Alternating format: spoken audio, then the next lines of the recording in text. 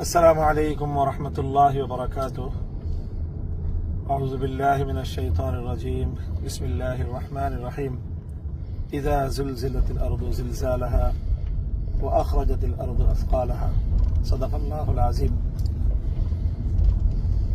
দর্শক ও শ্রোতা মণ্ডলী, আজ 21শে নভেম্বর বাংলাদেশের রাজধানী ঢাকায় অনুভূত হয়েছে এক ভয়াবহ ভূমিকম্প। ঘড়ির কাঁটায় সকাল 10:30 নাগাদ এই ভূমিকম্প ঘটনা ঘটে। ভূমিকম্পকে নিয়ে আজ সারাদিন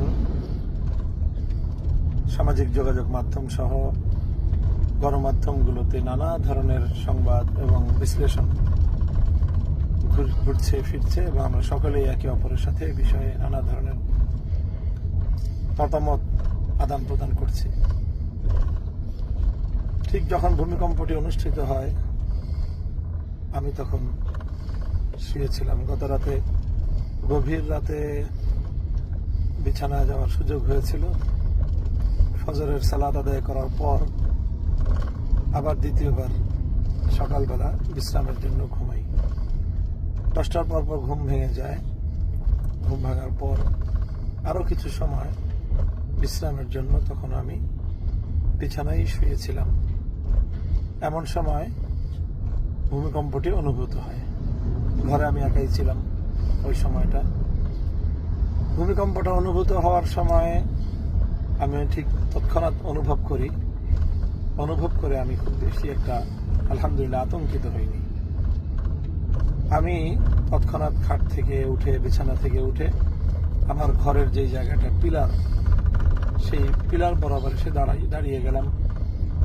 ততক্ষণে আশপাশে বাসার মধ্যে বিল্ডিং এর উপরে নিচে চারিদিক থেকে কোলাহল, ছোটাছুটির শব্দ পাচ্ছি, চিৎকারও শুনছি, কিন্তু আমি ঠিক ওই জায়গাটায় স্থির ছিলাম।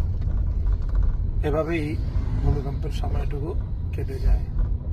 আল্লাহর মেহেরবানিতে ভূমিকম্প বন্ধ হয়, সবকিছু আবার স্থির হয়।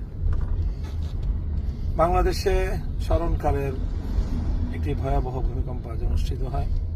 ভূমিকম্পকে কেন্দ্র করে ঢাকায় কিছু দুর্ঘটনার সংবাদ পাওয়া যায়।